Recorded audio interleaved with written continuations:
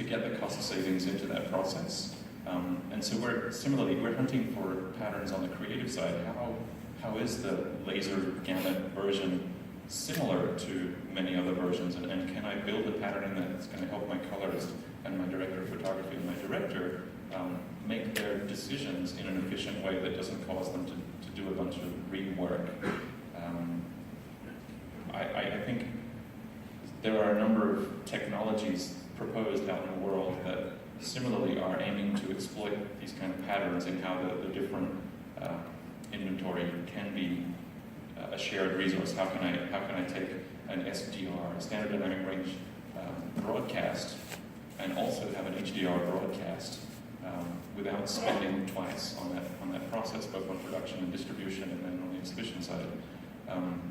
We are very wary, however, having looked now at 3 films and a bunch of shorts and all kinds of catalog projects, that there is a one-size-fits-all black box, hands-off robot that can make that decision for you. Each of our films are so different in their creative goals, and given the sort of ambitious and capable platforms, can exploit a broad gamut, a high contrast, a peak luminance, a sharpness, a frame rate, in a way that's very different from the film that came before, and very different from the film that comes after.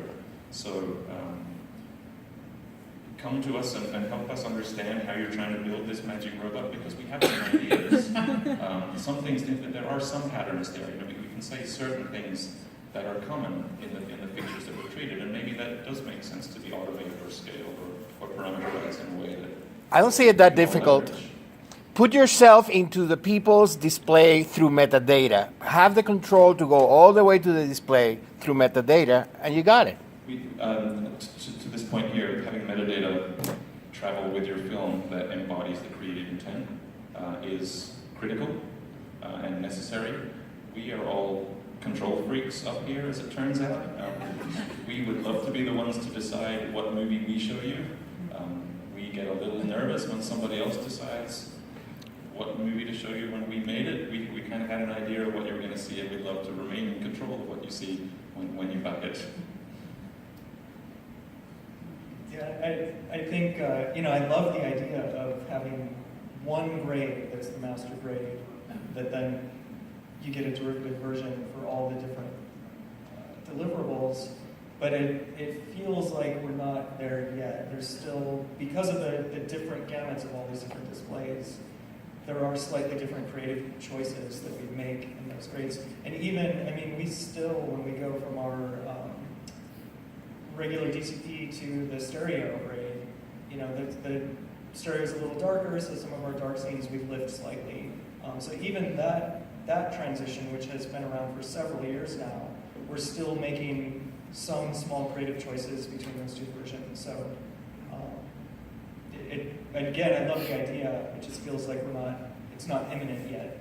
Right, and there's still a question about how do we express certain things that we're doing creatively right now through metadata. So if we're going in and selectively dealing with the issue, for example, with Windows and areas that you have too much detail, how do you communicate that through a metadata-driven approach? I think there's also an important point to be made, if we could touch on it a little bit, in spite of the fact that some of the statements might be a little controversial, but I think these are important things to say out loud about high dynamic range as it relates to stereoscopic imagery, as it relates to higher resolution imagery, and is there an upside or a downside, or can you expand on the choices that we make in the context of those other variables that are kind of knocking at the door all the time? Animation has perhaps a different cost impact when you consider an increase in resolution, the pixel count. How many pixels are we going to render? The technologies involved tend to have very, very loosely a linear-ish multiplier based on the number of pixels you plan on delivering. So when someone says, I'd love an 8K version in 3D of your movie, that's a lot of pixels, as it turns out, and if we're not going to up-res them, they cost quite a bit of money. So there needs to be a corresponding kind of creative pool for that to make sense, for that kind of return on investment to be, oh gosh, yeah, absolutely, we've got this bucket of cash and we have to spend it on story and fidelity and all these components. Resolution is one of the ones where the cost benefit is perhaps not as high as some of the others. That said, it's not the driving decision as to whether or not, how many dollars does it cost? Are we going to do a 10K movie? We are creatively driven at Pixar. It's very much the directors who pull and ask for capabilities and attributes and characteristics in this platform. And to date, each time we've brought forward the idea of, how many pixels do you want? This hasn't been the first thing that they sort of say, oh, geez, if I could just have an 8K version of this film, then I'd finally get there. That's the thing I need next. Stereoscopic, again, being creatively driven, it's a very, at Pixar at least, there are multiple camps in terms of how critical is the stereoscopic exhibition to the original intent of this film. Some of our directors are big fans of 3D, and others are willing to accept that this is a necessary part of how to exhibit your film. So it's, we have the whole spectrum of investment as it relates to those kind of technologies. HDR here is universally adopted as an awesome way to add value to the audience experience by all of our creatives. So that's what I think makes it super hyper-focused, interesting for all of the technology folks. It's great, how do we do this at scale? How do we give it to everybody in the production process? How do we make this thing a first-class citizen without compromising the other things that are very important in our features? And it's interesting too, none of these things are mutually exclusive either. You could have a 48 FPS, 8K, HDR version of your film if you can generate all those images. But for me, the biggest impact out of all those things creatively is, in my opinion, the HDR version. It's just, you can really see the difference when you look at that version. And the stereo laser projection, we did a IMAX 3D version and they have a stereo projection. And that gets you back to the same brightness that you get in your standard grade, which is nice because usually when we do the stereo version, it's a little darker because of the glasses and the technology, and you lose some saturation and things like that. So it was fantastic to get at least back to our standard grade brightness in a stereo version.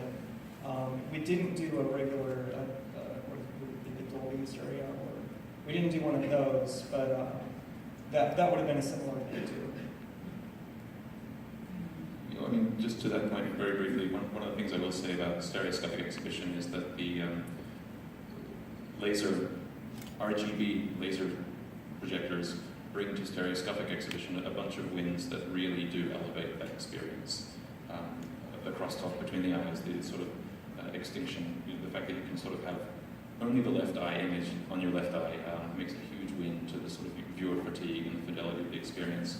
Of course, the increased luminance is a place that we wish it always was from the get-go, that you don't have to kind of fight for and search for an image in this auditorium. High brightness 3D with a contrast of the sort of HDR projectors is a really compelling experience for stereoscopic, there's no question. So we've got plenty that we can say. We could actually keep talking about this for ages. But I'd like to open it up. If anybody has any questions, we've got about 10 minutes left. Anybody has? Hello. My question is, we haven't spoken about high frame rate. Is high frame rate part of the high HDR story? Do you think it adds to it? Is it just going to be ignored? What's your opinions on that? So, having the capability to increase the number of frames you can flash in front of a person is certainly going to help with any kind of strobing, if you will. This sort of higher contrast, higher luminance, big screen means that the sort of stuttering or strobing effect is quite pronounced, potentially, depending on motion blur and a bunch of other factors. High frame rate, or variable frame rate even, is one of the ways in which you can address some of those issues by changing the number of frames per second you're presenting, so that bright, contrasty objects are not moving in your field of vision discretely between adjacent frames. High frame rate brings with it, though, a very real and significant challenge to that established language of cinema. And again, it hasn't, I think as a result of that, it hasn't been a an attractive thing for our directors to reach for at this stage. I think there are also some infrastructure challenges for us internally at Pixar. Much of the software and pipeline infrastructure that we've built up over the years is proprietary and is very much born out of that established language of cinema. So we would there are some other conversations we have to have in order to approach that as a format for us. Yeah, I'd echo Don's comments that basically as you increase brightness, perceptually flicker fusion threshold changes. So at the display device, if you have a higher refresh rate, that basically reduce the presence of strobing or make the motion seem more cohesive. So that impacts, for example, if you've got pans or fast moving objects, you might need to be more careful about those in the HDR presentation at the current frame rate. Creatively, I don't know if Brian, you have anything to add to that?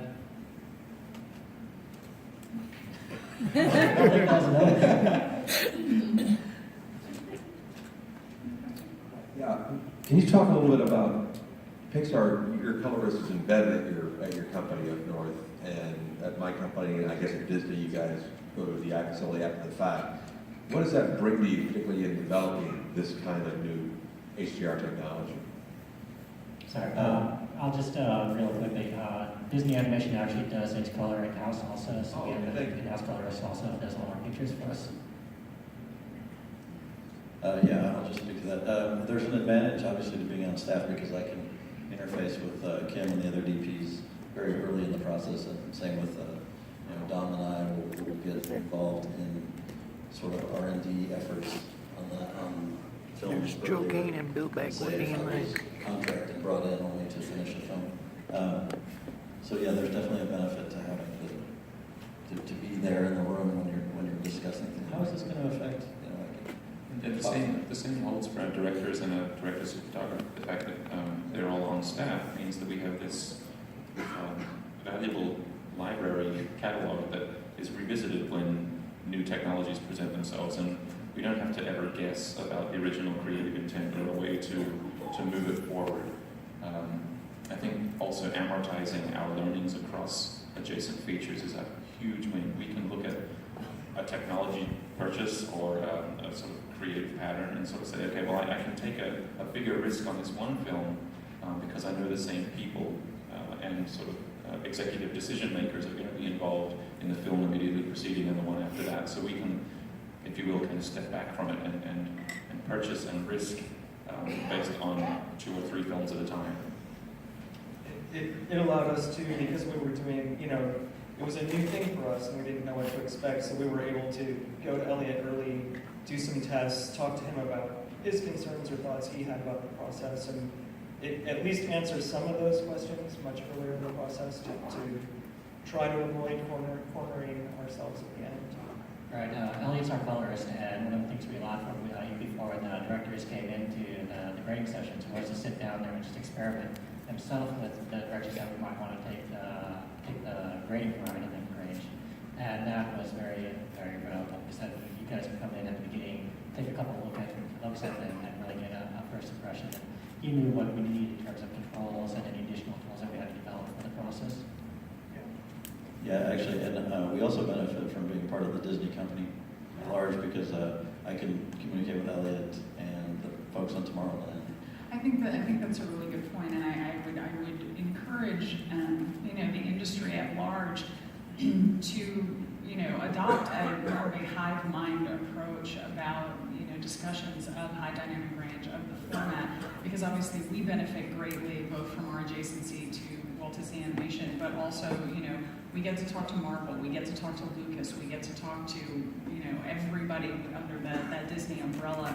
I think that has really benefited our abilities to be able to move the format forward and kind of plus the technology benefit. Can you address the consumer deliverables that are coming out of this? So you did your 100 of theatrical versions. So for Inside Out, the Blu-ray, the over-the-top digital in HDR, what are your plans or thoughts for the not one format like you have? And why are you holding back on 3D, Disney? So just so that we can say it out loud, we made it to 3 minutes before the consumer, before the HDR for the home question came into the mix. We knew there would be at least one. What I can say from a corporate responsibility perspective is that the Walt Disney Company does not have definitive plans around releasing high dynamic range content to the home as yet. We are definitely digging in. We are up to our elbows in it currently. And I don't know if you guys just want to say even a brief amount about that process. I mean, the one thing to say is creatively, it's very different very from the different. theatrical HDR experience. Totally different opportunities, different challenges. Yeah, it's actually an even larger challenge to that cinematic language because there's nothing about that version that's the same. You know, when you have that super expanded contrast. Kim and I are actually in the process of working on Inside Out for the home HDR right now. It's been challenging. We thought it would just translate over, and it didn't. So We thought so too. We were also wrong. I for one didn't think so, but unfortunately I was proven right. I thought so too. But one thing we have taken away from that is that we would love to see some of the extra highlight range that's available at home actually be able to make it into theaters. So we got a taste of that in theatrical exhibition with basically the slightly overloaded units that we get right now. If we could get another stop on top of that, at least, that would be wonderful. Yeah, Elliot, Stefan and I were talking about this, we're talking about this last night, that we are just now working on HDR in the home version of Inside Out, and when I see those clips last night, the impact is different. Yeah. You know, there was a big increase in impact the first time I saw that. Critically, we want the audience experience to be really positive, and it's going to take a lot of work from a lot of people to guarantee that outcome. There's a lot of different display devices, a lot of compromises being made today, things that will really challenge our capability to make this a very compelling, robust, long-term, positive audience experience. So we're totally, as Cynthia said, we're deep in it right now and really invested. Yeah, for Zootopia, we did a similar thing where we just, while we had the team together, while it was all fresh, we graded the home version for HDR. But to the point, I'm not aware of a plan to release that. We just wanted to have it in our pocket so that if in the future the company decides to release it, it's there. And we did it while it was fresh in our minds with the team together. I think when in the future, not yet. Yeah, hopefully, yes. I expect it to be released at some point, but it's not up to me. I'm so sorry, you guys. We are out of time. However, find us on a break because I do want to make sure everybody gets their questions answered. Thank you to Cynthia and to NAB for affording us this opportunity to come and talk to you today. Thank all of you for doing this. This was amazing. You made my job super easy. Hey Cynthia, this is how you do something.